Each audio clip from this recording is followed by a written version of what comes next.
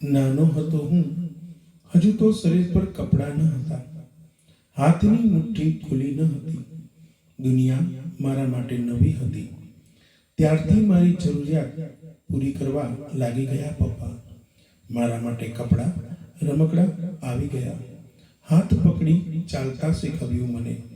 પપ્પા એટલે જ તો પાપા પગલી માંડી એમ કહેવાતું હશે. થોડો મોટો થયો અને સ્કૂલના દરવાજા દેખાડ્યા મને. મારી તમામ જીદ પૂરી કરતા પપ્પા. ઘણું શીખવ્યું મને, જિંદગીનો કક્કો શીખવ્યો મને. પછી તો હું ભણવા લાગ્યો અને થોડો સમજણો થયો ત્યારે મને યાદ છે પપ્પા, તમને ઘોડો બનવાનું કહેતો તો તરત કમર દુખતી હોવા છતાં ઘોડો બની જતા પપ્પા. હું ઉપર બેસી તબડાક તબડાક એને ગોઠણમાં લાગતું છતાં કદી પરવાહ ન કરતા પપ્પા. દિવાળીના તહેવારમાં પોતે જૂના કપડાં પહેરી મારે તો હજુ ચાલશે એમ કહી મને નવા કપડાં અપાવતા પપ્પા. દેવું કરીને પણ ફટાકડા ફોડાવતા પપ્પા. સાતમ આઠમના મેળામાં લઈ જતા પપ્પા. પોતે નીચે ઊભા રહી ચકડોળમાં બેસાડતા મને. મને ખુશ રાખવા કેટલું દેવું કર્યું એ તો ખબર નથી પપ્પા.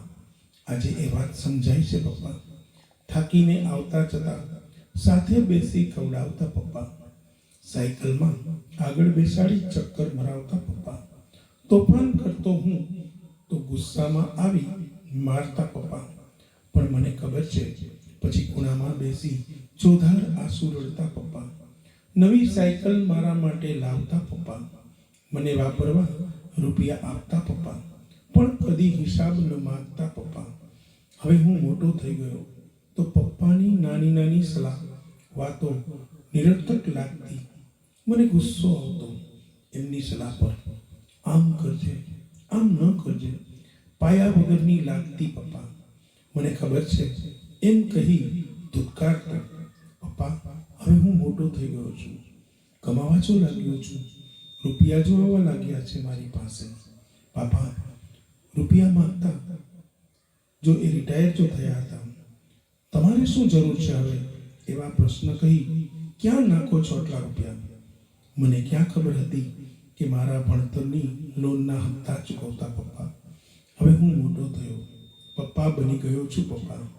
મારે પણ એક બાળક છે ત્યારે સમજાય છે પપ્પા.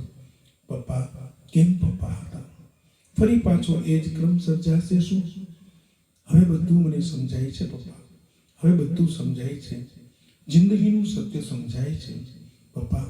આઈ એમ સોરી પપ્પા, આઈ એમ રિયલી સોરી પપ્પા. આઈ લવ યુ પપ્પા.